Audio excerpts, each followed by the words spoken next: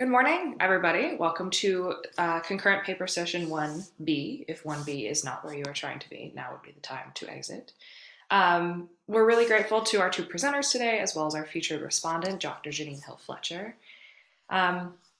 Before we begin and do some introductions, I want to quickly go over the format for the session. So after the two presentations and Dr. Hill Fletcher's response, we'll open to questions from the audience with any remaining time. To ask a question, you can use the raise hand function, and you'd find that by clicking reactions at the bottom of your screen. If you really don't like public speaking, feel free to send it to me in a private chat and I can ask the question on your behalf. So our featured respondent today is Dr. Jeannine Hill Fletcher, and she is a constructive theologian whose research is at the intersection of Christian systematic theology and issues of diversity, including gender, race, and religious diversity. She is the author of 3 books that examine the intersectional realities of religious diversity, including her most recent, The Sin of White Supremacy, Christianity, Racism, and Religious Diversity in America. Other titles include Monopoly on Salvation, A Feminist Approach to Religious Pluralism, and Motherhood as Metaphor, Engendering Interreligious Dialogue. She is a professor of theology at Fordham University in the Bronx and a board member of the grassroots social justice organization, the Northwest Bronx Community and Clergy Coalition, an intergenerational, multiracial, multireligious group organizing to address social justice issues in New York City and beyond. Welcome, Dr. Hill Fletcher. We're really excited to have you. Our first presenter today is going to be Justin Conway. Justin is a PhD student in theological ethics at Boston College. His research interests include human rights, contemporary politics, and moral agency. Justin's paper is entitled Overcoming the Irrationality of Hatred, Thomas Aquinas and John Lewis on Political Activism and Practical Reason. Justin, the screen is yours. Great, thank you. Well, first, I'd just like to thank the Boisi Center and Mark Massa, Dr. Jeannine Hill Fletcher for taking the time to read my paper, think about it, and respond. And of course, Lisa K. Hill for giving me the freedom to write a paper on John Lewis in a major figures course. So here we go, Overcoming the Irrationality of Hatred. John Lewis and Thomas Aquinas may seem like an odd pairing for an essay. One was a modern American congressman and civil rights activist, the other a medieval Italian priest, philosopher, and theologian.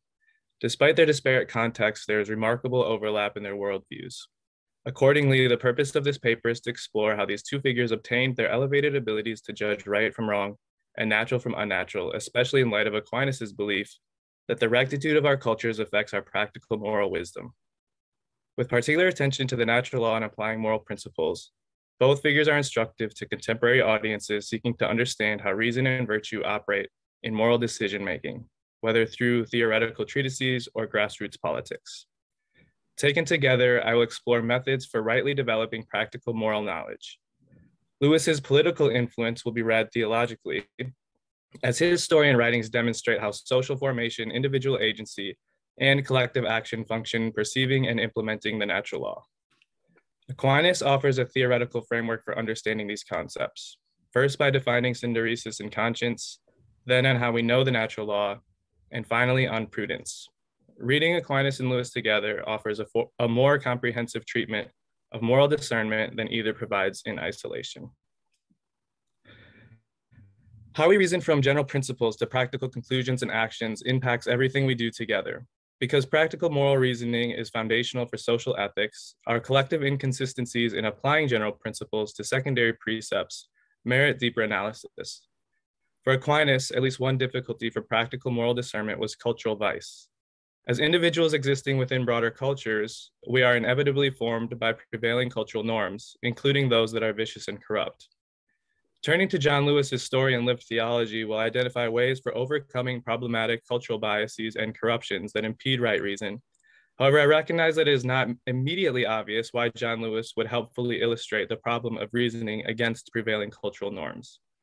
I do not want to hold his life up as one which perfectly overcame a prejudiced culture and therefore demonstrates how others can do so too. That would not be accurate. While white supremacist culture certainly malforms individuals both white and Black, Lewis also belonged to a subculture of Black progressive politics and religion that must be recognized. Yet rather than reducing his agency to the Black political tradition as if he was merely the byproduct of a clearly defined subculture over and above the culture of white supremacy that permeated the South, Lewis also reasoned to the social gospel from within a conservative Black seminary that rejected it. I will explore Lewis's story to analyze these two related points.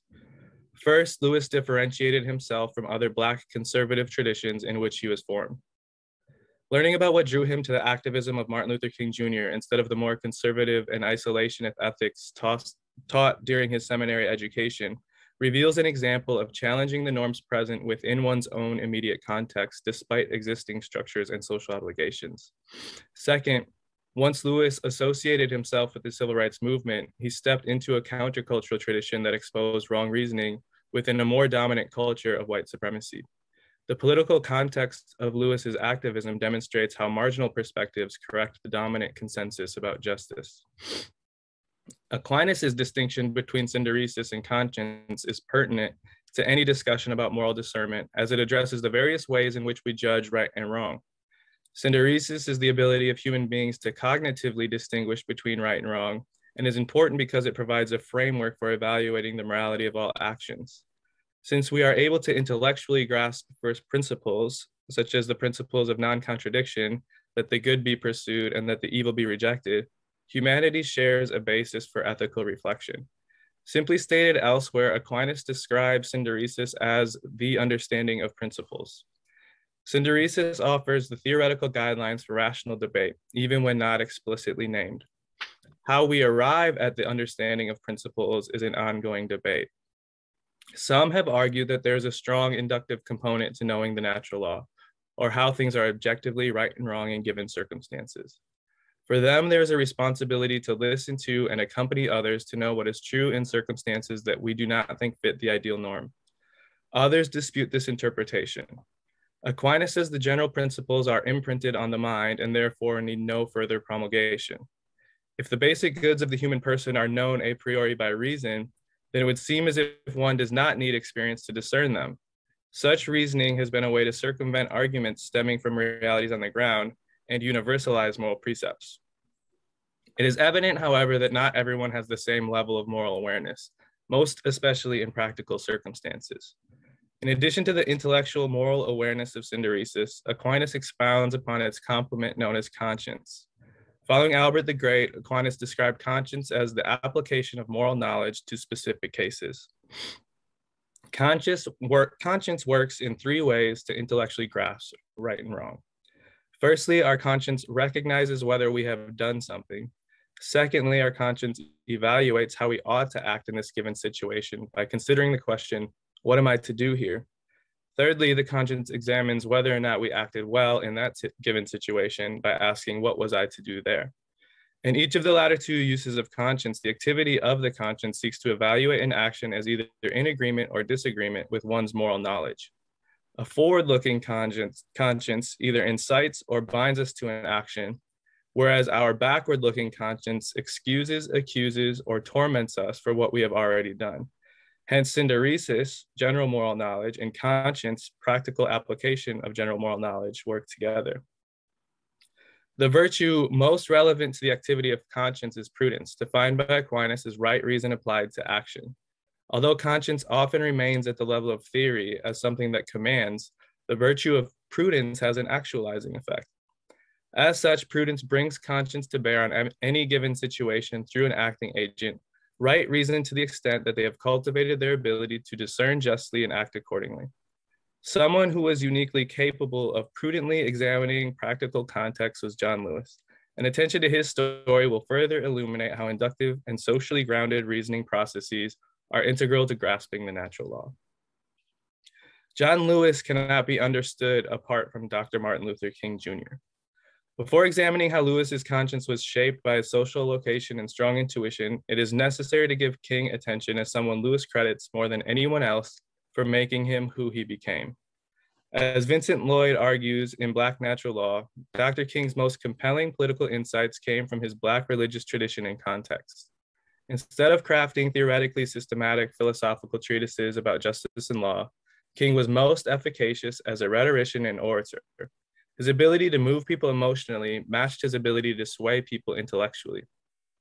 Throughout Black natural law, Lloyd carves out a contrast between the traditions of Black political thought and European natural law regarding how each understands a higher order. Both traditions balance reason and emotion, choosing where to place an emphasis. In order to distinguish the two traditions, however, Lloyd works with generalities. Although exceptions are made, Lloyd reads the trajectory of the European natural law tradition, using Aquinas as an example, to be a process of reflecting from reason to the natural law. Looking to Aquinas, there's strong evidence throughout the Summa Theologiae to justify Lloyd's conclusions about the supremacy of reason. Aquinas' penchant for a hyper-intellectualized reason is demonstrated clearly in his treatment of the natural law. By contrast, the Black natural law tradition, though diverse, has normally favored the emotions as ways into knowing the natural law, and therefore holds ideology critique and social movement organizing as its two most significant elements. Both are ways of reasoning through contingent matters, and neither are inconsistent with other readings of Aquinas' moral epistemology, which will be addressed momentarily. What prominent Black natural law figures have underscored is that we miss something when we only look at ideas and their origins without paying attention to those who have appropriated and articulated those ideas in lived experience. More still, they emphasize that practical wisdom as exercised often in politics is necessary for bringing about the natural law. King fit the emotional and rational pieces of the natural law together well. Drawing heavily on the ideas of others, he often relayed them without explicitly distinguishing their words from his. When viewed merely from within the context of academia, one becomes rightly doubtful about which ideas reflect the authentic King. For Lloyd, this scholarly suspicion says more about the interpreter of King than King himself, and overlooks the deeply contextual reality of natural law. Instead of viewing King's rhetoric as referential, one ought to interpret King's speeches as performative. They not only tell us about his influences, but his practical intellect. While universities frown upon the reliance of others' thoughts without acknowledgement, different contexts might view such appropriation more favorably, perhaps as a marker that one has an appreciation for tradition and a capacity to give practical valence to esoteric ideas. Such a performance is not just the repetition of ideas or even the conveyance of original ones. Oration is affective. King empowered the masses by letting them see their own human dignity, avoiding cheap spiritual truisms, criticizing contemporary ideology, and only then stimulating audiences to mobilize around his political vision for the common good. King put the natural law into practice through performance and action. Turning to Aquinas specifically on the emotions and practical reason demonstrates areas of overlap between the European and Black natural law traditions. While Lloyd's analysis of the European natural law was general and reliant upon Aquinas as only one of a wider range of thinkers, and granting that there is considerable evidence for a strongly reason-based natural law in Aquinas, moving beyond the logical nature of speculative reason is an active and contextual practical reason. As an engaged enterprise, the practical reason often considers choices, which Aquinas say belong to both the reason and the will. Like many Black natural law thinkers, Aquinas maintained that although emotions are not divorced from thought, they are also more than thought. Choices are complex. As Aquinas understands choice, sometimes reason influences our desires, and other times desires influence our reason. Before any given decision is made, our apprehensive power first presents an object to our appetite.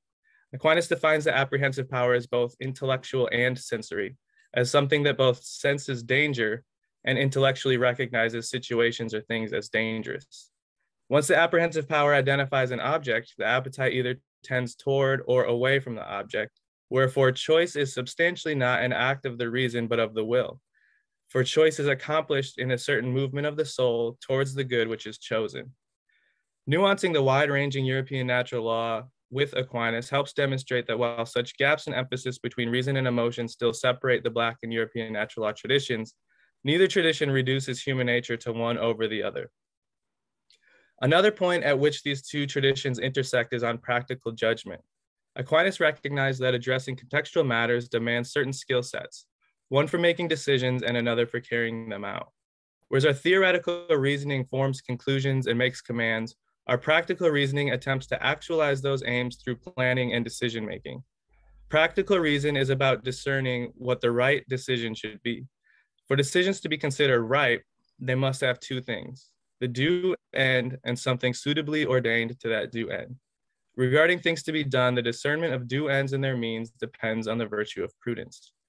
As one of the cardinal virtues, prudence is something that can be cultivated. Aquinas' ethical method then depends partly on the extent to which a person's character is rightly ordered. Turning to John Lewis as an exemplary figure, it will become evident that his social location shaped his prudential judgment, and his propensity for engaged, active, and contextual reasoning formed his perception of the natural law and his work towards its realization. Lewis demonstrates that while we reason from general principles to practical conclusions, our practical moral experiences also help us discern just ends, and especially the means to those ends. John Lewis is a good example of practical reason working prudently in a particular context. As King was coming to prominence as a preacher in Montgomery, Lewis was just starting his studies at American Baptist Theological Seminary in Nashville, which I'll call ABT. ABT was a predominantly conservative environment, and despite being an all-Black school, its support from the all-white Southern Baptist Convention influenced its tendency to separate the religious from the political. ABT leaders avoided discussing or addressing race, believing this would create controversy rather than address a pursuing structural injustice. It was from within this environment that Lewis's appropriation of King's sermons caused one of his close friends to complain that he was preaching the social gospel over and above the gospel.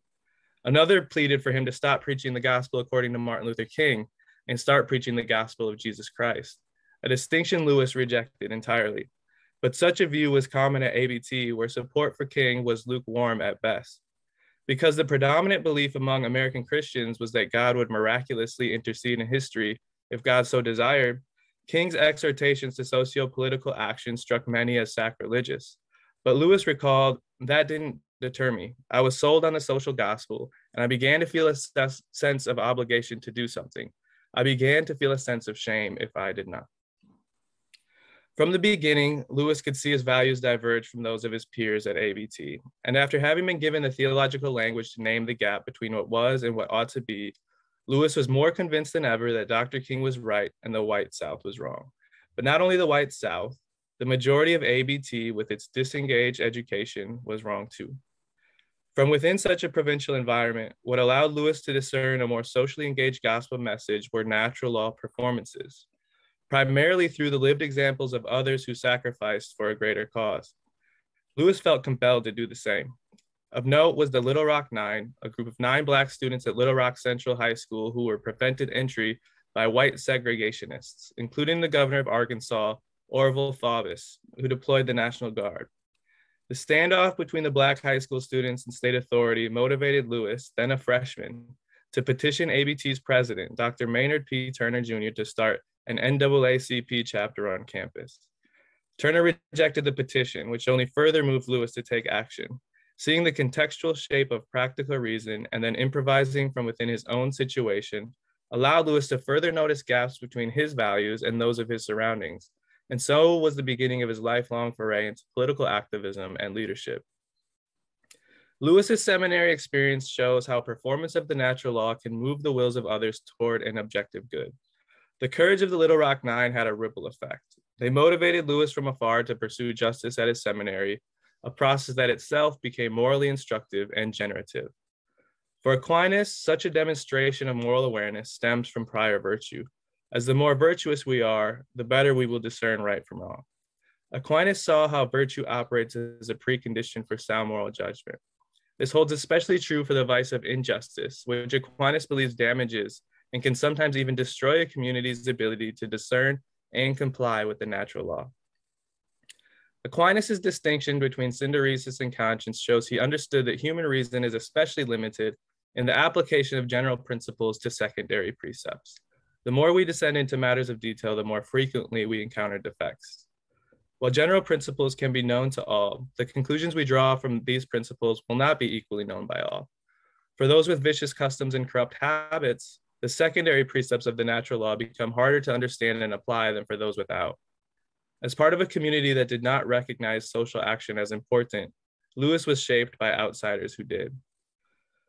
Although Aquinas' synderesis conscience distinction was not likely on Lewis's mind, Lewis also accounted for how sin impedes our ability to effectively discern and carry out concrete judgments in a virtuous way, a marvel he called the irrationality of hatred.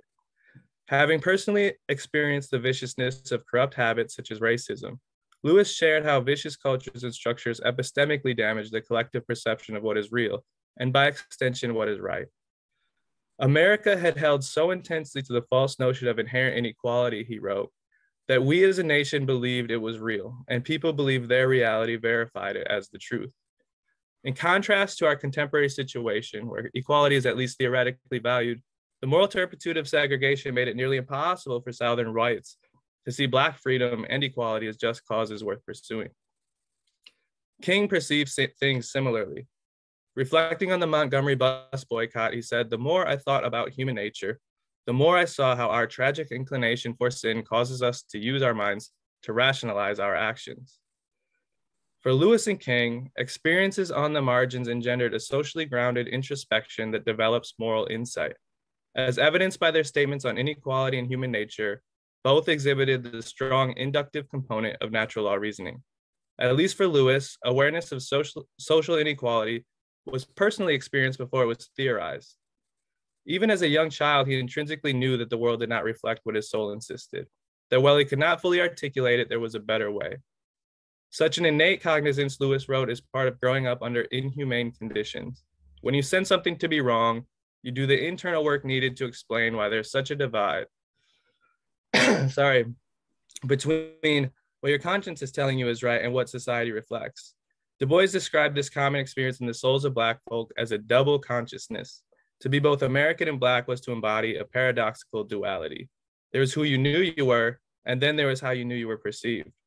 The privilege of being able to experience life without always considering how you were viewed by others for Du Bois was forfeited at birth by social forces beyond individual control. For Lewis, as for Du Bois, regularly encountering the gap between one's interior reality and how one was perceived was epistemological, insofar as it gave more opportunities to recognize what Vincent Lloyd calls the divine spark in the human soul. This is why Lewis relayed, "Tragedy can be viewed as an equal opportunity aid to our development." Confronting both individual and social problems sheds one of their false identities, as the resulting struggle to overcome the tragic requires a reliance upon what is real and what is truly important. As these opportunities accumulate, one develops a better understanding of what that divine spark really is, where the image of God fits into our human nature, and therefore forms one to more accurately perceive the natural law. Here we see how prevailing cultural norms are often seen best from the perspectives of outsiders, who are not formed in the same ways we are or by the same problematic structures we encounter every day.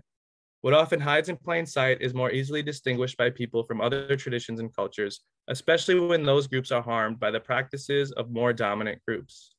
If we agree with Aquinas that there is a universal capacity to identify what is right and wrong, then we can propose cross-cultural discourse as a necessary component of just societies, so as to better recognize and respond to its own failings of contextual discernment. Both Lewis and Du Bois demonstrate how lived experiences of injustice are morally illuminating. Looking to Aquinas for how the natural law is received, we can understand how some members of an unjust society may have better access to apprehending the natural law than others. Aquinas articulates how those who are unjust are less capable of developing sound moral judgments because their reason is deformed. Those who are on the receiving end of injustice, on the other hand, are able to recognize and correct the impaired reasoning of the unjust that resulted in distorted perceptions of the natural law. By distinguishing general from practical moral knowledge, Aquinas shows how we can all still remain reasonable at a foundational level while misguided on a practical level. The difficult work of the moral agent becomes habituating their conscience in such a way that they are able to recognize how they have been deformed and how they can achieve what they believe is right. If, as Aquinas says, conscience is an act, then the fight against oppression can be understood as conscience forming. One's epistemic privilege only results from a prior struggle for the good. So framed, experience and reason work together. As an individual cultivates a better understanding of general moral precepts through repeated challenges to oppressive systems, they develop enhanced insight into what is practically right and wrong. Political activism and community organizing, then, are ways in which individuals develop more prudent consciences. For Aquinas, as with the Black natural law tradition, political engagement is itself epistemological.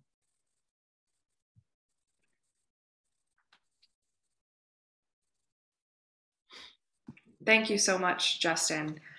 We'll proceed to our second presenter now, and Dr. Hill Fletcher will respond to both papers after our second presenter. Our second presenter today is Maddie Jarrett, a first-year doctoral student in systematic theology at Boston College. She is an alumna of the University of Notre Dame and received her master's in divinity from Boston College's School of Theology and Ministry. Her research interests include, but are not limited to, disability, desire, and embodied experiences of grace and limitation. Maddie's paper is entitled Identity Crisis, Girard, Lonergan, and the Principles of Christian Political Engagement. Take it away, Maddie. Thank you, Karina. I'm going to start with a quote from Matthew's Gospel. Be therefore wise as serpents and harmless as doves. Matthew 10:16. The divisiveness of the current American political climate has left no individual, family, parish, school, or community unscathed. Rage, hurt, hopelessness, and fracture have sown themselves into virtually all corners of our country's political fabric. These issues raise urgent questions about the form that authentic Christian political engagement might take. The anthropological and theological insights of René Girard and Bernard Lonergan suggest a way forward. This paper begins with an overview of Girard's anthropology and Christology, highlighting the function of mimetic desire in identity formation and relationship with the social other. The next turn of the paper spotlights identity-related insights from the work of Lonergan and Girard scholar James Allison. Ultimately, this paper uses Girardian and Lonerganian insights to propose guiding principles for effective and authentically Christian political engagement across deep sociocultural divides. Anthropologist René Girard identifies mimetic desire as the defining feature of humanity. Mimetic theory insists that humans desire according to the desire of another. This desire is a natural function of our inherent relationality. Mimetic desire is not inherently good or bad. However, often imitative desire does engender conflict, which is resolved by the expulsion of an arbitrarily indicated other. This is what Girard calls the scapegoating mechanism. Scapegoating can be best understood with reference to the multiple modalities of mimetic functioning involved. Acquisitive mimesis centers around an object. Here, one's desire for an object becomes another's, and so one enters into rivalry with the other for the object. Acquisitive mimesis sets communities or individuals against one another, creating rivalry between groups over the object. The critical moment is when acquisitive mimesis becomes antagonistic or conflictual. Here, the original object of rivalry loses importance as it has been eclipsed by the growing mutual and rivalrous imitation of conflicting parties. Conflictual mimesis often leads to violence, which rages between rival groups until they become unified against a third party. That is, the scapegoat victim onto whom the groups transfer their sense of relational chaos and or disorder. The newly united groups expel the scapegoat from the community, quelling their tension and imbuing the community with a sense of peace. In addition to acquisitive and conflictual mimesis, a third modality of mimetic desire exists, which differs significantly from the two prior. This is non-rivalrous desire, or pacific mimesis. Here, the model being desired exists in a realm that poses no threat to either the disciple or the model, and therefore rivalry does not emerge. Each of these modalities of mimetic desire contributes to conceptions of identity, of selfhood. James Allison writes poignantly, all human desire is mimetic. That is, it is desire in imitation of the desire of someone or some group else. And all mimesis is desirous. That is, all imitation is part of a movement between people relating to the very constitution of their being. Mimesis is at the heart of both attraction toward and distinction from others, and it is the means by which we construct our identity. In this Girardian framework, the individual as such is constituted not only by genetic makeup, but also by a form of consciousness, which is utterly dependent on the influence of the social other. Each human is constituted by her relationship with others, who are inevitably shaping and forming her through the mechanism of mimetic desire. In light of an inescapable mimetic entanglement, one's identity as me is perpetually unstable, changeable, and other dependent. Girard speaks of this as interdividuality. This term is meant to indicate that humans are never autonomous, self-constituting individuals, but rather are constantly being constituted by the desires of those around them. For example, friends, colleagues, rivals, etc. At any given moment, our self-conception, our identity, our me-ness is in flux based on our relations with others, who are always drawing us into being. Self-deception occurs when we fail to recognize the role of the other, particularly the rival or enemy, in our self-becoming. The denial of interrelatedness, and thus the denial of the influence of the other, makes us susceptible to mimetic rivalry and the dynamics of scapegoat exclusion. When the social other is perceived as rival, rather than a model to imitate, there is a tendency to try to define one's identity over and against theirs. For example, many of us may rely on one or more of the following categories for our self-understanding: liberal, conservative, Democrat, Republican, Catholic, evangelical, Muslim, Jew, Northeasterner, Midwesterner, urban, rural, and so on. Each of these identity markers defines a group over and against other social groups. We may feel an immediate, almost instinctual sense of rivalry arise within us at the thought of those in an opposing group. Moreover, our sense of identity and the relational bonds within groups of all sorts are strengthened by the targeting of a shared enemy. In grounding our identity in the distinction between us and them, or delineating a rivalrous identity, we are in danger of overlooking the other's role in our self-becoming. When our identity is constructed by the social other as rival, our sense of self becomes easily bound to their expulsion. In sum, when we ground our identities primarily in our sense of the people and groups we are like, and just as importantly, those who we are not like, we not only fail to recognize the interdividuality of our constitution, but also make ourselves susceptible to conflictual and expulsionary relationships with the other, our rival. Rivalrous conflicts with others are virtually inevitable. Most of us will pass through our lives stuck in multiple forms of conflict with a person, group, idea, nation, and more. Given that we can never escape rivalrous social realities, it seems that mimetic desire presents an impassable anthropological situation. However, while the renunciation of desire is impossible, given its pivotal role in our becoming, there is another mode of desire that can overcome our rivalrous tendencies. There is another way to form our identities that does not rely on defining ourselves over and against the social other. This is the way of authentic Christianity.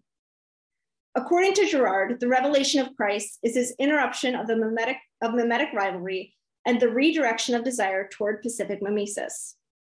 For Girard, Christianity reveals that rivalrous desire is the distortion of our original mode of pacific mimesis.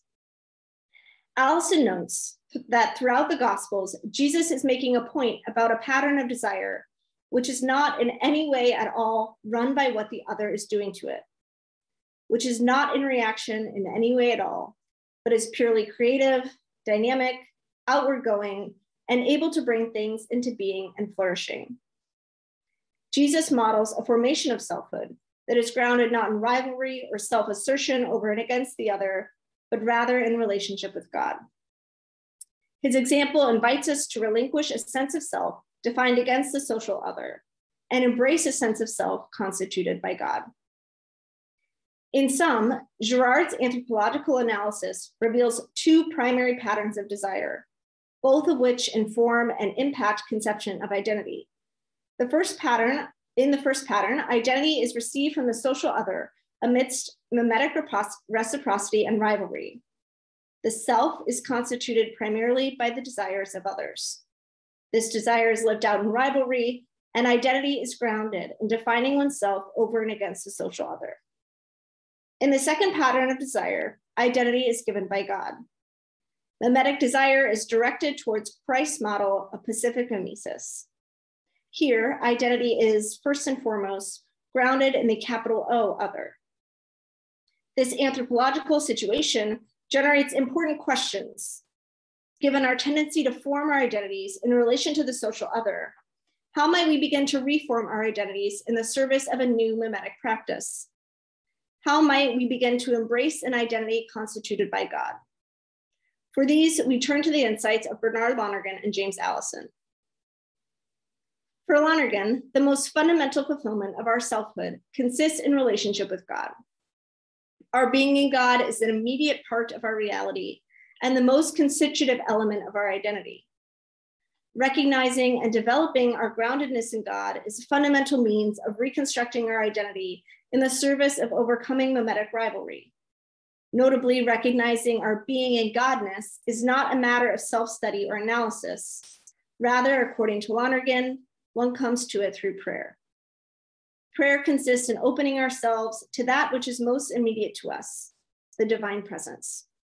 The more we attune ourselves to God's presence to us in prayer, the more it grows, develops, and shapes our lives and sense of self.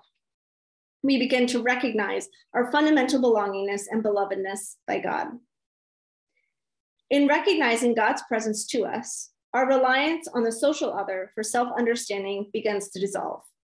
Our identities become regrounded in a sense of radical belovedness, which exists apart from any sense of rivalry. This sense of belovedness can become so deeply set so as to remain present amidst forces like rivalry, betrayal, pain, degradation, and affliction, allowing us to embrace pacific mimesis. Our actions become fueled not by the desire to define ourselves over and against other humans, ideas, or social groups, but by the desire to embrace the non-rivalrous, just, and loving example of Jesus. In addition to groundedness in God's constitutive presence to us, Lonergan's wisdom regarding the ineffectiveness of coercion must also be noted briefly. In order to remain committed to intelligence, which fuels the development of the social order, we must resist egoism. Egoism easily lends itself to conflictual mimesis, in which relational categories of identity become dominated by pride rather than the genuine desire to understand. Lonergan also cautions against reactionary responses to conflictual interactions or situations, especially on the part of those with greater levels of social power. Both egoism and reactivity are recourses to force, which is ultimately incapable of addressing the issues at the heart of conflict. They are ineffective in the creation of genuine progress or relationships between opposing groups. Moreover, force often generates cynicism and despair in the face of social conflict, hastening social decline. Ultimately, for Lonergan, truly effective social power in the service of progress consists in the cooperation that is brought about by patient, gradual, and intelligent persuasion. Lonergan's emphasis on the reformation of identity via relationship with God and on the ineffectiveness of force are complemented by James Allison's sense of the reformation of social identity. Both highlight that our faith invites us to ground our identity in the capital O other, and this relationship subverts the way in which we relate to the social other. Allison identifies the embrace of this subversion as the hallmark of the authentic Christian identity. Our Christian vocation requires acknowledging our similarity with our enemy, recognizing our own role in exclusionary practices, and embracing Christ's non-rivalrous way of relating. Each of these will be explored in turn now. For Allison, recognizing our similarity with the enemy is the starting point for the achievement of freedom from mimetic contagion. He writes, "Unless we learn to relax into our appreciation of our similarity with each other, or how the other already runs me from within, then we will have no access to real knowledge about each other and about the world we live in." Here, recognizing our interdividuality becomes critical to a sense of selfhood capable of embracing pacific mimesis. We are called to acknowledge that the other, rather than being distinct from me, has already played an integral role in the formation of who I consider myself to be. Embracing a new sense of identity must also involve recognizing our own role in dynamics of exclusion. According to Girard and Allison, Jesus revealed sin as the mechanism of expulsion, and sinners as those who are ignorant of their own participation in the expulsion. In the Girardian framework, sin is not what excludes in the person of the excluded one, but the dynamic act of excluding in the person of the excluders. I'm going to say that one more time because it's a powerful idea. Sin is not what excludes in the person of the excluded one, but the dynamic act of excluding in the persons of the excluders. Consider the example of Jesus healing a blind man on the Sabbath. Jesus restores the man's sight, and the Pharisees condemn Jesus for performing a miracle on the Sabbath. Jesus criticizes them. Some of the Pharisees who were with him heard this criticism and said to him, "Surely we are not also blind, are we?" Jesus said to them, "If you were blind, you would have no sin. But now you are saying, 'We see,' so your sin remains." Here, Jesus identifies sin in those who claim holiness, blamelessness, and moral insight, but continue to participate in mechanisms of exclusion. Sin, then, is the condition by which humanity remains ignorant of their own participation in the victim mechanism. A primary element of embracing Christian relationality is recognizing our own failure to include. Acknowledging our similarities with the social other, particularly the rival, and recognizing our own participation in the exclusionary process opens the way for a new form of relating to the previously so-called enemy. This new form is that offered by Jesus in his life, death, and resurrection. Jesus modeled entirely non-rivalrous and therefore non-exclusionary relationships with others. Moreover, the biblical text and Christ's death reveal a truth antithetical to the scapegoat mechanism, that God is on the side of the victim. For any human, God is the inconvenient other who threatens the stability and security of the human self. Ultimately, Christ's model invites us to resist the mimetically fueled pull toward what might be called enemization, that is, making the social other into an enemy. This requires breaking down dichotomies between us and them, good and bad, in and out groups.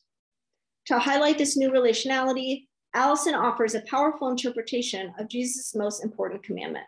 He writes, "Love your enemies and pray for those who persecute you" means, do not be toward them as they are toward you, for then you will be run by them, and you and they will become ever more functions of each other, grinding each other down toward destruction. Don't pay them the tribute of giving them that sort of free rental space in your soul.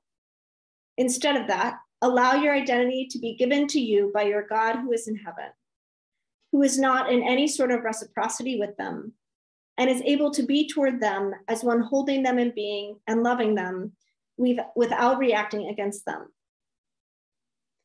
Jesus' model and commandment invites us to love others, even our enemies, in ways that resist reactionary and destructive reciprocity.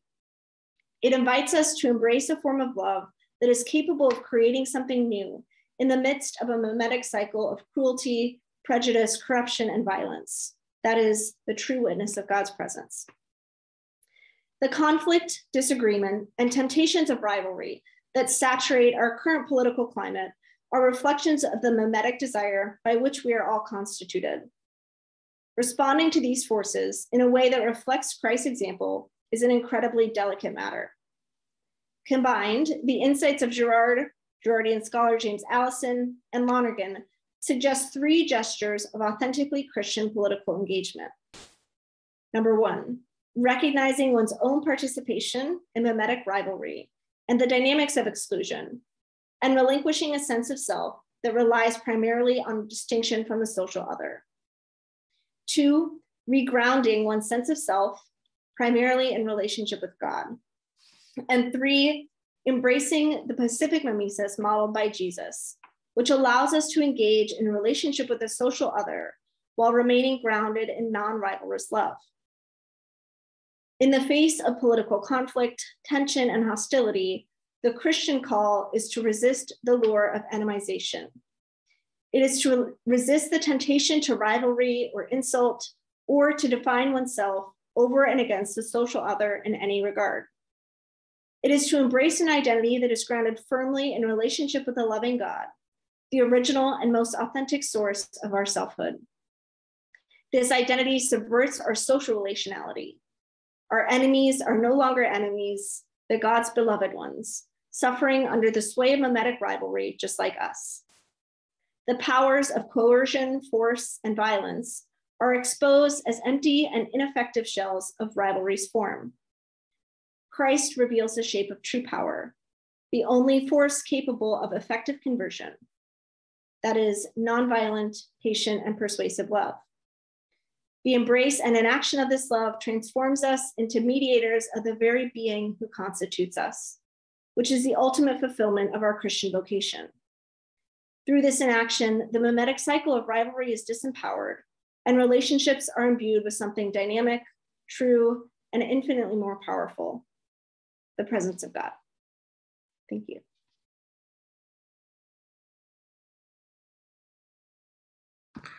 Thank you very much, Maddie. Everyone, give you a moment for a round of applause. And I'll turn it over to Dr. Hill Fletcher for your responses. Terrific. I am so appreciative of everyone gathered, and especially of our two panelists for very rich papers. I am wanting to drive toward just opening up this conversation because there is so much that happens for me when I put these papers together.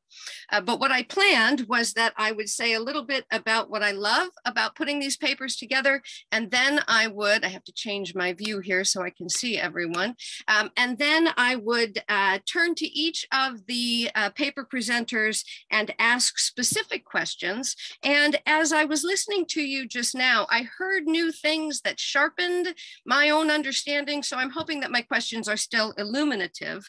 But what I really want to drive toward is a question put on the table that I'm going to ask you both to consider from the frame that you offer. Okay. So I do love what happens when you put these two papers together. Keep an eye on the time.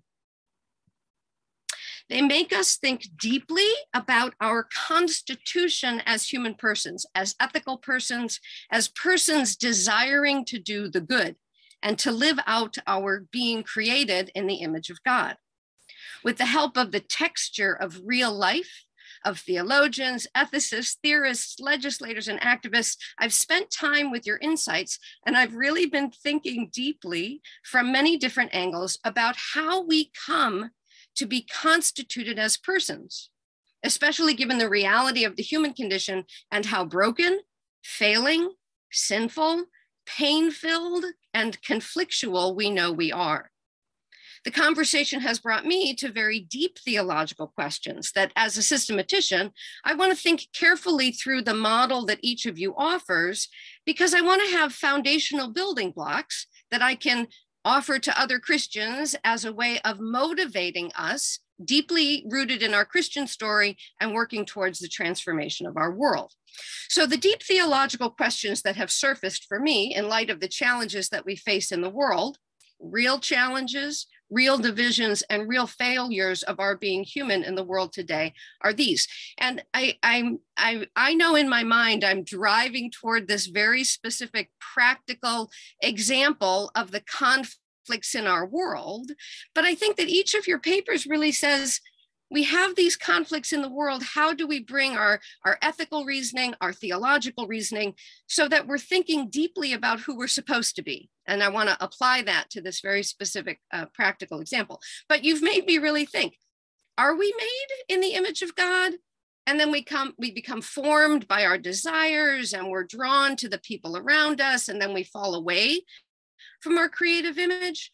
Or does our involvement in a practical sphere draw us closer to what we're meant to be in kind of a natural law sort of way? Does something dwell deep within us, image of God, natural law, our true self? And our job is to listen to that more fully away from what's going on out in the world, in prayer or in self-reflection or in a deeper rooting in that natural law? Or does being involved out in the world bring us somehow closer to that perfect example of who we're supposed to be.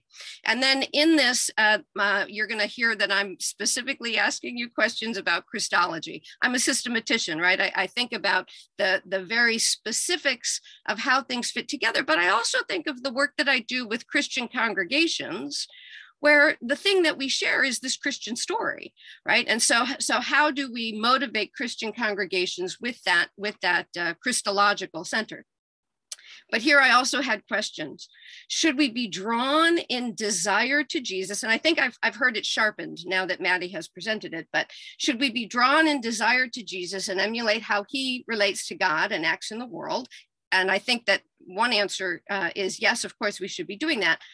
Or should we simply turn directly to God, or to that deep sense of self, or to that deep rooting in the natural law, and then we'll kind of automatically be doing what Jesus did, right? And this becomes a really interesting question for me as a Christian theologian in light of the work of activism as interfaith, right? So are we modeled on Jesus externally, or is the model that Jesus offers already kind of rooted in us internally? Okay, and I guess I say that in the same way right here. Are we naturally imago Dei, and we should turn ever more deeply away from the world and reconnect with that? Or are we ontologically interdividuals, and therefore we can ever only approximate a true imago Dei by turning to Jesus? Something like that is, I think, are the questions that I'm going to come back to. So what role, one of my questions is going to be, what role does or should Jesus play for us as human beings in our world in light of political activism that is not just Christian activism? Okay. But before I ask us to think together about these fundamental theological questions, I want to make sure that I've gotten your arguments right. So I'm going to revisit your papers individually and ask you a few questions, ask you individually to answer them. So Maddie, I read these, as I mentioned to Maddie and Justin, I read these papers in reverse of what the order was on the schedule, but I'm going to follow that because the pieces fit together in a particular way for me. So I'll ask Maddie some questions. I'll ask you to clarify some things, and then I'll ask Justin some questions after you just clarify some things. But then what I really want to get to is a question that puts it on the table and opens it up. So Maddie, with René Girard's theory of mimetic desire and James Allison's application of it, you turn the lens on us as human beings, and then on Jesus as a model of what I think you're saying, a more perfect way of being human. You invite us to think about ourselves and how contra Enlightenment and modern Western individualism were actually interdividuals, right? I found that term from Allison, right? That I found that really a great word to just keep using. So that's a great shift in our thinking about ourselves as being brought into being through the desires and relationships we have with others. You articulate in your paper, the result of this is that, and I quote, one's identity as me is perpetually unstable, changeable, and other dependent. So if I'm understanding your argument correctly, this interdividuality constitutes ourselves as human beings. This is Girard's anthropology. For us as humans, there's no way around it. And I heard you more clearly today say that it's not inherently good or bad, but I did have the sense that we lean towards a rivalrous mimesis. And so it becomes something that might be neutral. It could be good, but we tend towards not doing that. So I probably will want you to kind of tease out mimesis as a good thing or a bad thing. But by the end, with the introduction of Allison's Christology and Lonergan on prayer, the sense that this reader got is that the way we are as humans is this interdividuality, but a better way is being not shaped by mimetic desire, but rather to have our desires fostered by a relationship with God in prayer. So I think that one of my fundamental questions has to do with when you put these thinkers together, what is the role of interdividuality? Is that a positive and we should be embracing that? Or should we be turning in prayer away from that interdividuality? But then I ask myself the question, but isn't our prayer life formed interrelationally? So is there actually any place where we haven't already been shaped by mimetic desire? Okay, so can you say a little bit more about the value of interdividuality and its relationship to prayer? And I'm going to give you my second question here so that you can answer maybe both together on my Christological question. So I know that you offered Jesus as a model of our being human, that may answer some of this interdividuality question, but I wanted to hone in on that. So we're working with Allison, we're working with the gospel texts, and I think this is on page 4, but I could be wrong. And I'm quoting here, Jesus is making a point about a pattern of desire which, and this is what I've underscored, is not in any way at all run by what the other is doing to it. So there's a place in which Jesus seems to not have this interdividuality. And again, I'm going to continue from your paper, which is not in reaction in any way at all, but is purely creative, dynamic, outward going, and able to bring things into being and flourishing. So here's the crux of these two questions put together. Jesus's model of being human seems to be different than our model of being human with interdividuality and desire, right? But if we're following Chalcedon and Jesus is fully human and fully divine, and if being human is to be interdividual, why is it that Jesus seems to model a different way of being human than what we experience? Or maybe I heard something wrongly there. And then finally, I'm just going to share with you my own example. Can you see that I've put on the screen the Canaanite woman's faith? Yes. I inherited a reading of this passage. So Jesus is out teaching and the Canaanite woman comes up and says, have mercy on me. And he doesn't answer her. And his disciples say, send her away. She keeps shouting after us. And he answered, I was sent only to the lost sheep of the house of Israel, which sounds to me like I inherited the interpretation that this is, Jesus is saying, you know, I wasn't sent to the Canaanites. I'm sent to the sheep of Israel. She comes and she says, Lord, help me. And he says, it's not fair to take the children's food and throw it to the dogs. And I inherited an interpretation of this that says, he's saying to her, look, my teaching is not for you. And she then calls him into, right? She calls him out of the rivalrous. So I don't know whether this, for me, this example, I said, well, my reading of the gospel text is that there are some places where Jesus is engaged in challenging, but in being challenged as well. So those are my questions. And I realize that I am really involved and engaged in these things that you folks are putting on the table here. And if maybe you would take just a minute or two to try and clarify those questions, I can turn to Justin and then open it up. Okay, thank you for those questions. They were very rich. I don't know that I'm going to be able to answer them as articulately as I would like to, but they're very important questions. So I'm glad that we'll be discussing them together. So I guess I'll start with a little bit more about how I understand interdividuality as Allison is framing it. The sense that I get is that interdividuality is something that is just as deeply connected with our social relationships as it is connected to our relationship in prayer with God.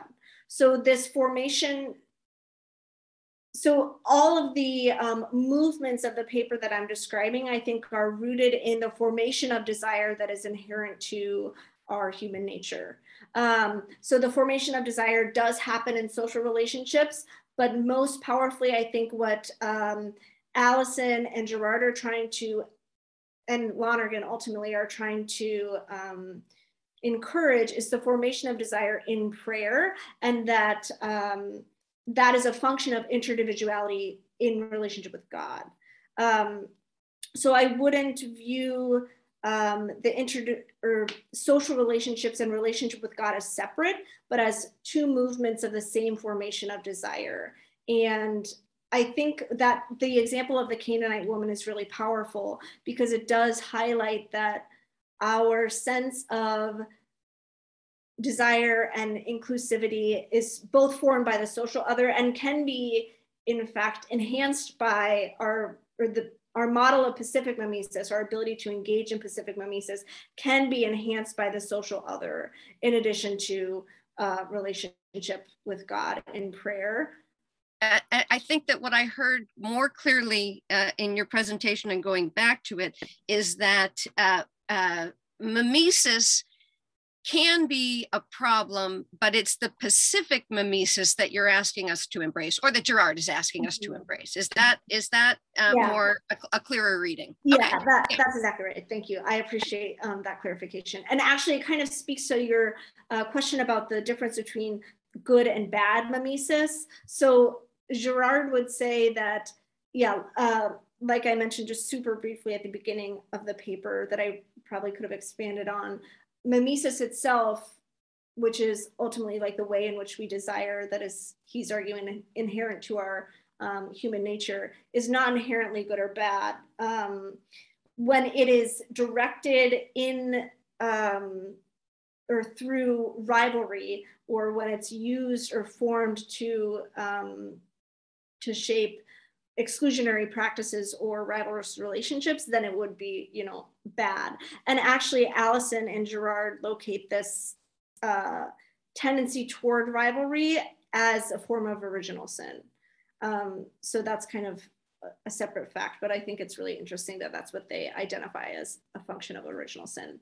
And then positive mimesis is more any form of mimesis or modeling the example of Jesus Christ in the Gospels, a relationship grounded in God through prayer, or discernment of action in God through prayer with God, are both models of how that the direction of desire can be positively oriented for peace. Does that begin to answer your questions? It does begin to answer my questions, and I think it very helpfully clarifies. And I'm going to come back to the Christology with the question that I'm going to ask both of you. So I think that'll give me a chance to press a few more places, but also keep on time so that we can open it up. Thank you so much. Thank you.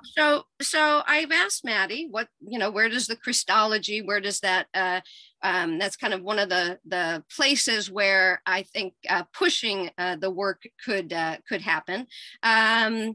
The question that I didn't push, but I'm going to push a little bit later, is that I wonder whether Allison overstates the uniqueness of Jesus in some places, and maybe I'll be able to pull that out.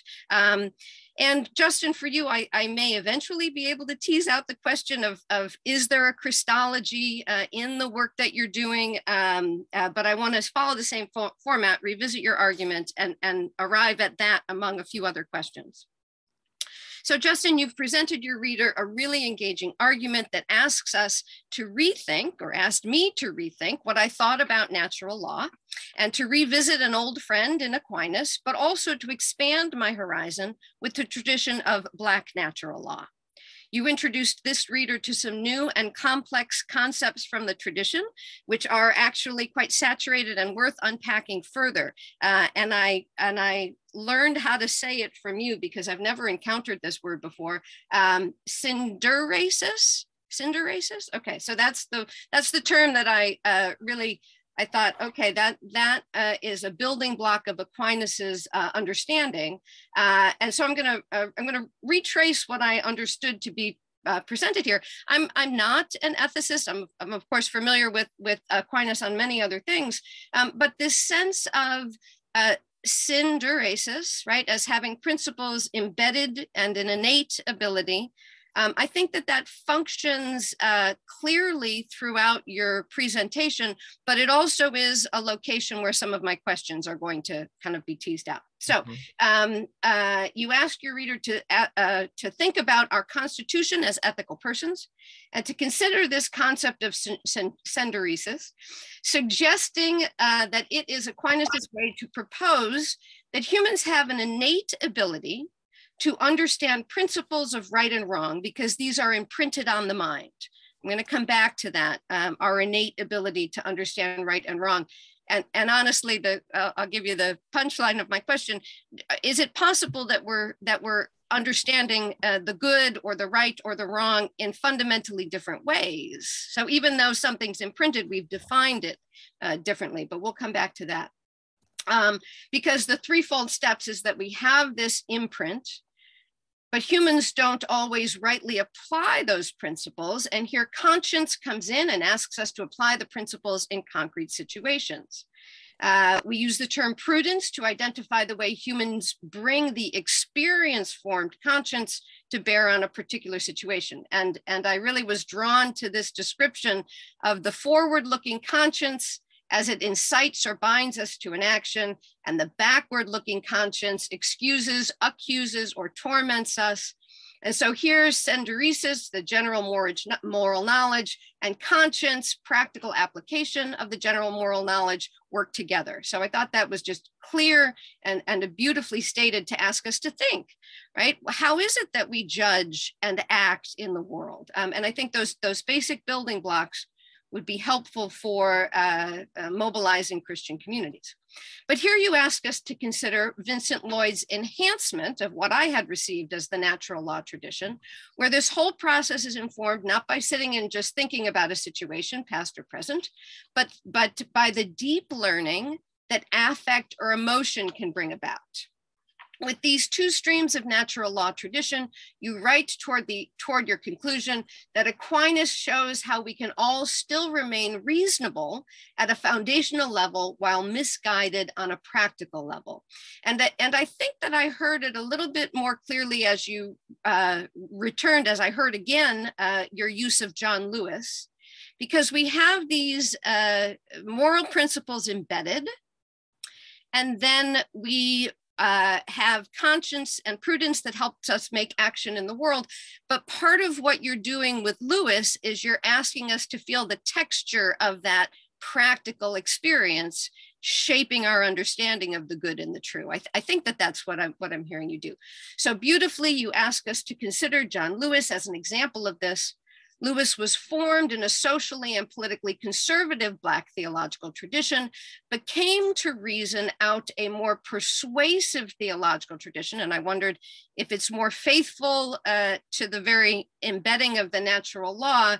Is that the argument that you're making, that this other path in following King gave him the opportunity to revisit what he understood as the good? This is the process that I'm a little bit, would like for you to walk through that a little bit more. When Lewis follows the tradition of King, you give us a great example of how reason and affect work together in King's persuasive preaching. But I think that my question for you is really conceptual.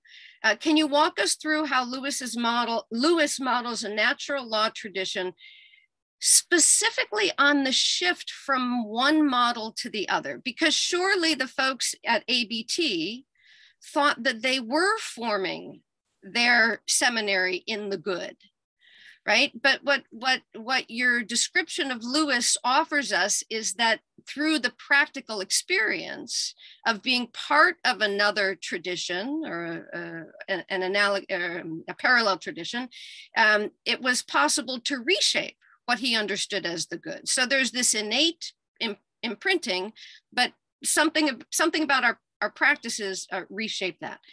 So if I was going to kind of clarify my own questions here, is it possible that the two groups are defining the good, but in different ways? So we have this natural imprint, but then is it our practical experience in the world that reshapes that? So the relationship between the innate principle and the refining of our understanding of that principle is really central for me. So if you could tease that out a little bit more. And then perhaps if you don't get to it here, you'll get to it when I open it up. The question of, there are glimpses of Jesus in this reasoning, but is there a role that Christology or the model of Jesus plays? Did my questions come clearly through enough? Sure. I thought we agreed on 2. No, I'm just kidding. I got a lot more. Well, we can use compound questions and count them as 2. I like that. First, I will say on the understanding of principles, on synderesis, this for Aquinas is basically just the framework, the foundations that we're able to have an intellectual debate around, an ethical debate around. So we can agree on things like non-contradiction as a principle that will allow rational discourse. We can agree that the good should be pursued and evil should be avoided. And these are imprinted into our nature. And from there, when we get into more concrete practical matters, we resort to our conscience. Okay. So I think that's helpful. Next, I think what Lloyd taught me was the affective and emotional dimension of reasoning, the inductive reasoning into the natural law. And initially I thought that this was quite different from what I got in Aquinas. When I just read, question 94 on the natural law, it's all, this is based on reason, et cetera, et cetera, et cetera. But then I was introduced to Diana Fritz Cates from Lisa, and she talks about the emotions in Aquinas as ways that present new goods to us that we can then use our reasoning to decide whether or not they're good or wrong. And so when I use John Lewis and Dr. King, Lewis came to King through sermons on the radio. And this was in an expanded version of the paper that I wrote. Alice Walker, James Baldwin, these are figures that listened to King preach and weren't necessarily persuaded by anything rational that he said. I think they understood a lot of his arguments to make sense, but they were more moved by his cadences, his rhythm, his performance, his ability to elicit something within them that Alice Walker even described as a soul rising, right? That it was just so attractive that she was presented this new good that she had to pursue, right? And so that was a way for them to then discern the means towards this good that was then presented, which is where prudence comes in. And both are ways, I would say, deductive, inductive reasoning of getting to, or trying to figure out what's right.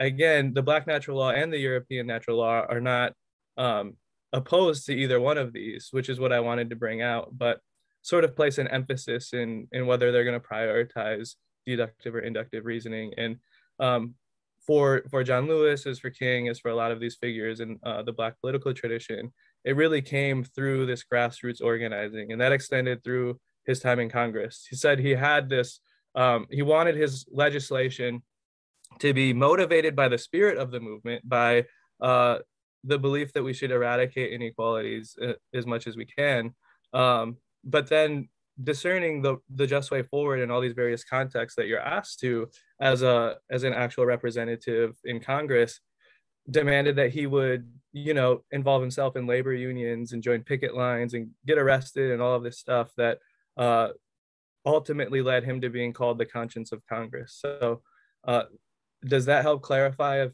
least a few of the questions that you had? Yeah, and I do think that your clarification helps me to go back to the very fundamentals of synderesis, which is that the good is pursued and evil is avoided. Right. And the way in which equality becomes the good in this right. story of John Lewis. But my example that I'm dying to get to here really pushes us to ask the question of whether some aren't raising something other than equality as the definition of the good. So folks will have, and Justin, I'm going to ask you to start this off because we're kind of on a roll here, but Maddie, both of your papers asked me, I kept visualizing this. So this is what I was visualizing. Oh, where'd it go? So here we go. So you're seeing that. Mm-hmm. You know this image? Yeah.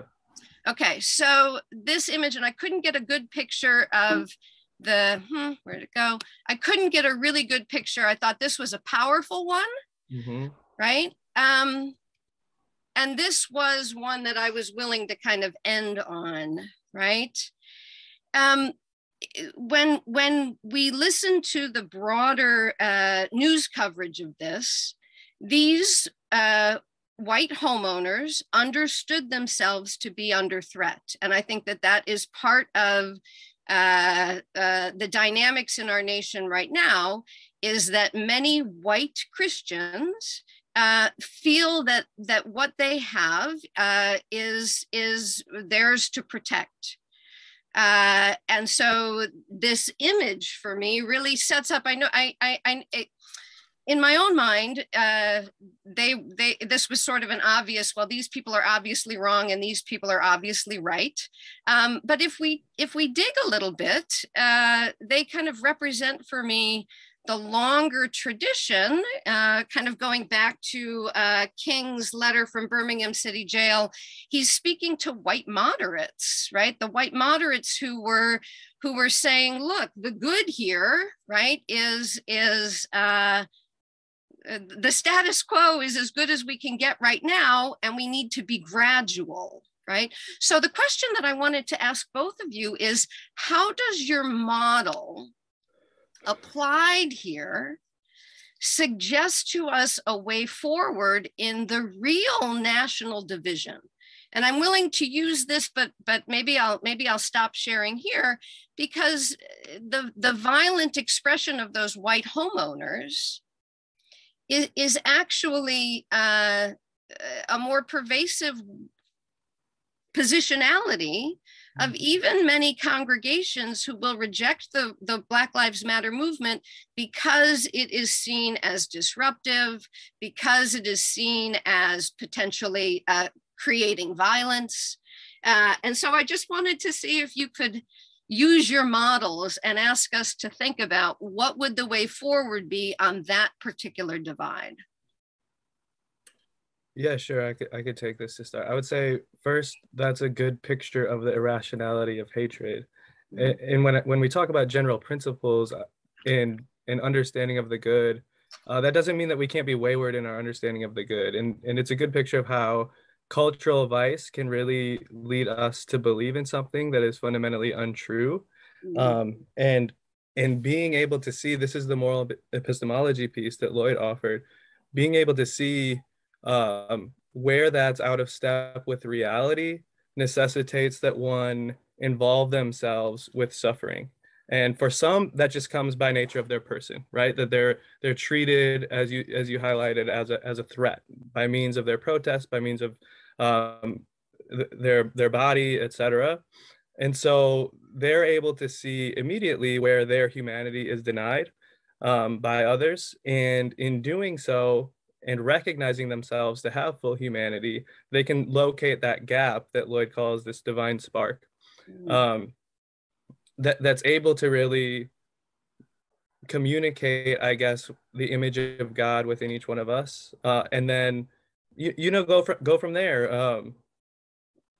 For those that don't belong to marginalized communities, however, I think it's a harder task. I think it's gonna require, I guess, more deliberate action to involve yourself with communities that are being oppressed. And so while you might not experience it firsthand, you can at least see and join in those struggles just to become more proximate to them, which will, according to Aquinas, I guess, allow you to serve as this correction for the dominant culture that is very vicious in many ways. Maddie, I want to make sure that we put you on the spot as well. But my final question here would be whether inherent in your response isn't the need to critique the private property as something that is fundamentally untrue, right? That if we're following the buildup of white wealth, right? As an element of this divide. This is what these homeowners were protecting, right?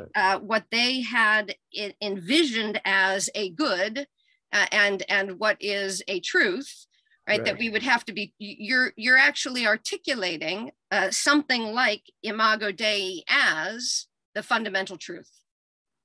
Yeah. Maddie, how would your model help us to make our way through the situation that's in front of us? Sure. Yeah, so I think that what I see in that image is like the pinnacle of what mimetic rivalry is most dangerous in reality, like how it forms people, and then that's, you know, how it manifests.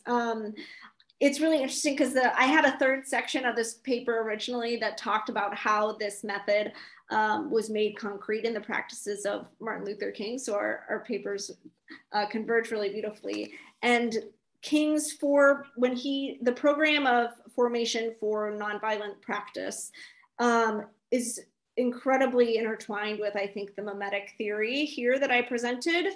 So I'll just list really quickly the 4 steps of his nonviolent training program. The first is the collection of the facts of injustice.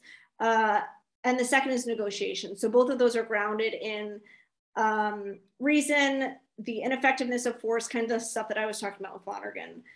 The third step of the nonviolent training program is what King would call self-purification, which I understood to be essentially kind of a recognition of the mimetic entrapment and preparing King's followers and participants in the nonviolent protest program to resist the allure of devaluing the enemy in order to strengthen themselves in their nonviolent political action. And then the 4th step would be direct action. So I see this lining up pretty well with concrete political practices that allow us to go into these spaces of conflict without getting entrapped by the allure to devaluation and violence. Thank you so much. Father Mass is reminding me that our wider conversation could be broadened because others have questions for you as well. I will hold mine and turn over the floor. Thanks, Janine. I have a question for Justin. I wrote a book a couple years ago on natural law, specifically natural law as it applied to birth control, the whole birth control question. And I started with the credible manualists like Ford, and then went through the new natural law of Grisey and Jeannie Porter, and ended up with one of your mentors here at Boston College, namely Lisa Cahill. And what I admired about her project of natural law is that she believes she's a non-foundationalist. She's an interesting non-foundationalist realist, if that's put together sort of mutually exclusive things. So she described the natural law as humanly constructed and contingent. There's not a there, but we construct it from the ground up. Do you agree with that understanding of natural law, sort of a Catholic realist version of non-foundationalism and also of natural law? And also, if so, how might we conceive John Lewis as someone who really extended our understanding of what the natural law is about? First, yeah, I was formed by Lisa in many ways. I actually know Jean Porter pretty well too. I did my master's at Notre Dame, and so I kind of have these 2 natural law traditions coming together. 2 uncomfortable traditions sitting side by side. Yeah, that's right. I find Lisa's interpretation of it very persuasive. I want to say that in the spirit of the paper that there isn't one way of uncovering the natural law, that the inductive, socially grounded, constructive component is there, and it's possible, and it's evidenced in many figures across history, John Lewis being one of them. How his story demonstrates that this is a way to reason upward to the natural law, I guess we could say, this socially grounded approach, is exactly that. The more that he involved himself in his communities, The more he involved himself with the movement, with Dr. King's movement, the better he was able to, in his memoirs, he says, understand what was right and good in all these other spheres, right? And so it wasn't just with regard to race, it was there, but it sort of embodied how one grows in virtue, this natural virtue theory that the more good I do, the better I become, the more it actually constitutes my being. To form his prudence in such a way that he was able to, as a legislator, talk about Vietnam and talk about a crime bill and talk about, breast cancer research in ways that showed very sound moral judgment. That wasn't his training, right? His training was in the civil rights movement. But it showed how he developed this capacity from the ground up to understand the right in a lot of different situations. So I think that, to me, his example, among others, gives a lot of credence to what Lisa is saying. You may not know him. He's on this call, this session. Dennis Wiebold is a BA MA student here at Right. BC, and his paper's on natural law as a way for civil rights, for the civil rights movement to have moved forward. So you might want to have a conversation with him about that would be great. Natural law and civil rights, and how those two things that are on the face of it don't seem to gel together, might have been more related than we think. Yeah. Well, I would first recommend Vincent Lloyd's book, Black Natural Law. It's wonderful. And I would be happy to talk, of course.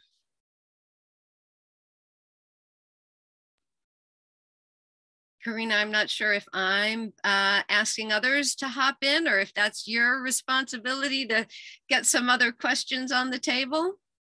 If anyone has any other questions, we've got about 5 more minutes, so please feel free to hop in. Dennis. Thanks, Father Massa, for the segue. I actually do have a question, Justin. So as Father Massa mentioned, I'm presenting in the next group on a former dean of the BC Law School who used the natural law, I argue, as an effective means for interreligious coalition building during the civil rights movement. But one of the things that I found pretty striking and hit in my archival research on him, and also in the way that the U.S. Bishops' Conference approached the civil rights movement, is that they noted in a few different places a distinction between building bridges with those of religious traditions generally, and then those who identified themselves as secular or in another way rejected a foundational religious tradition. And there's actually a certain sense, and Keneally's the figure I'm studying, is a very striking line where he I can't recall the exact wording, but he really identifies it as a danger that these non-religious folks are not really well disposed to consistently support the civil rights movement.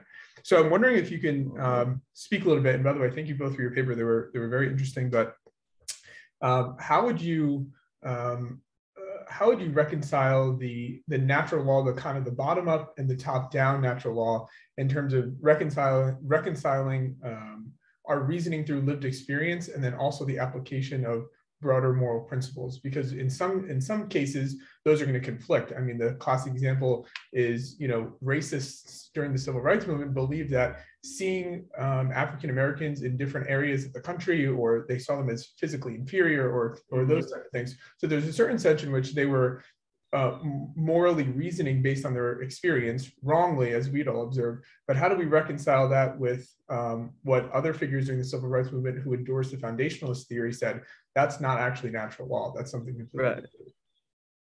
Yeah, I guess the easiest approach is just to say it's cultural malformation, that they're just misguided. What came to mind when you were talking about this and thinking about bridge building and contemporary social organizing, and Janine, I think you alluded to it earlier about these interreligious spheres in which a lot of community organizing is going on now.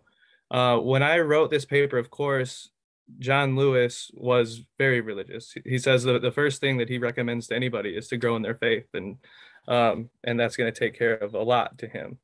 But the virtues that I talk about are all the cardinal virtues. I think it doesn't take a religious person to do what I'm proposing or what Lloyd's proposing in this book. And so, yeah, we can think of natural law because it has been presented historically in this religious lens. But there's a lot of the natural law that applies to everybody. And so growing prudential judgment can be done regardless of your belief in God or which God you believe in. And so I do think that this is a model that could be applied today. Of course, there are extensions of it that might be more limited to church organizing, et cetera. But yeah, that's what I would say to that. I'm sorry, Dennis, did that answer what you were talking about? Yeah, no, it definitely does. I think there's definitely a way that people who don't subscribe to a religious tradition can use the natural law and have used it. The danger then becomes, what's the limiting principle? And for some people, it's said, well, you need to have the top-down facet. But there's certainly a way in which both work.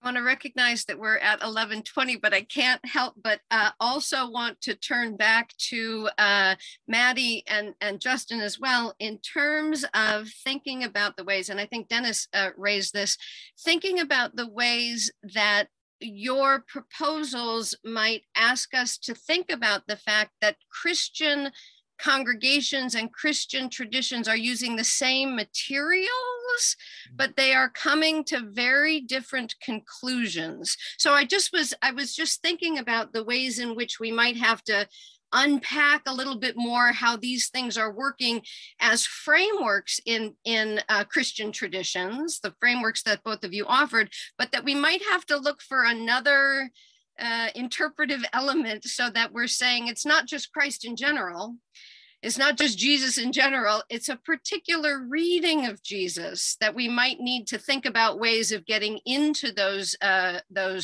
Christian congregations in order to really kind of see the fruition of the models that you're proposing. But I just want to say thank you both so much, and thanks to everyone on the call. I genuinely am thinking in new ways and thinking about all of this work. And I will miss some of what we're doing the remainder of the day, because I actually have a training with my my interfaith organizing group that somehow got scheduled on this same day. So I am so grateful for the chance to think theologically with everyone. Karina, are you supposed to close us out? Yeah, I will just say thank you again. And if you're joining us for the rest of the day, you've got a little bit of time for a break, and then the second session will start in about 30 minutes. So thanks, everybody. Thanks, Maddie and Justin. Great papers.